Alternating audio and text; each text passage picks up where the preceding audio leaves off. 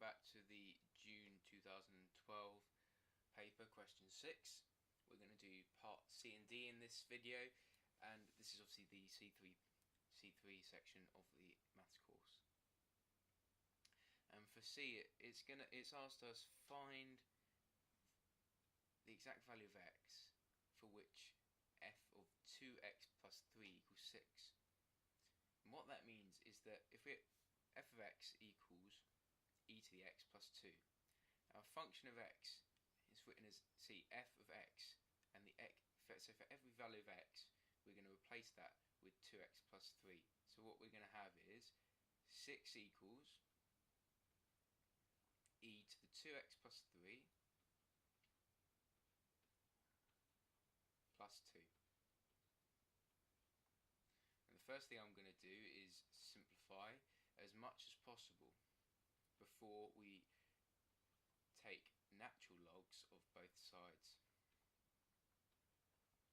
And that's what I'm going to do now. I'm going to take the natural log of both sides, because obviously if we're doing it so both sides of the equation, the equal sign remains true.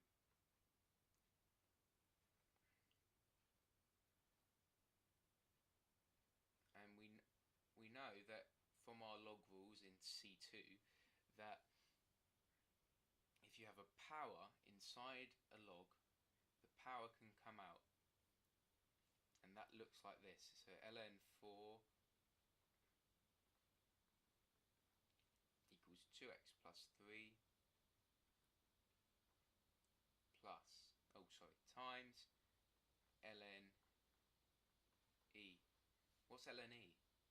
Well, ln e is just 1. So what we can actually, what effectively that's saying is 2x plus 3 times 1. So we can now start to rearrange this equation. So I'm going to minus the 3. So ln 4 bracket minus 3 equals 2x.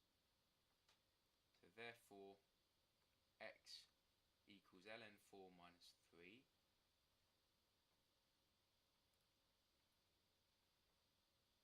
all divided by 2. And that's your answer. If you look at the question, it says find the exact value. Now if we put that into our calculator, we're not going to get an exact, that is the most exact value you can get, because putting ln 4 into a calculator you will just get lots and lots of decimal places. So for part D, it's asked us to find f to the minus 1 of x. It's not f dash of x, it's f to the minus 1 of x. So it said, yeah, it's the inverse function of f, and we have to state its domain. And what I'm going to write here is the range of f of x, which we worked out in the first part of the question. And that was f of x is greater than 2. When working out a domain, when we're working out an inverse function, what we do is we make the function equal to another variable, and I've called that y. So y equals e to the x plus 2. And what we're going to try and do now is rearrange so that we get x as the subject. And that means I'm going to have to take natural logs of both sides to bring that x out. And as we saw in the last part, what we're actually going to get is this.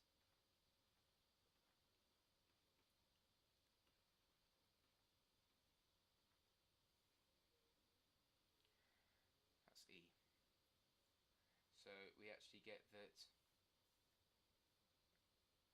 In fact, what I'm actually going to do is make that simpler beforehand, because even though that is correct, it's just a bit simpler to write it in a different way. So if I minus 2 from both sides first and then take the natural logs, we get this.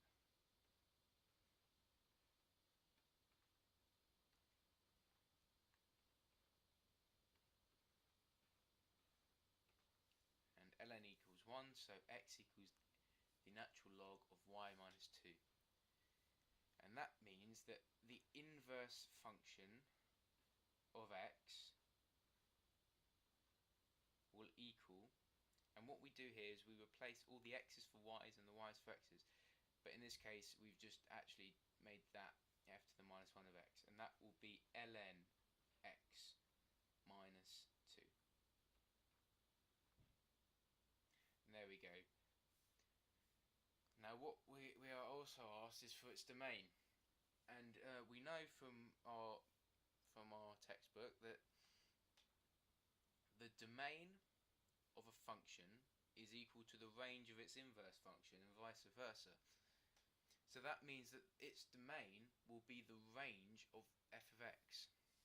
So therefore f to the minus 1 of x, in fact we can write that as x is greater than 2.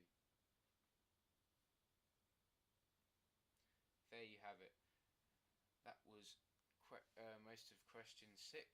Join us again for the last part.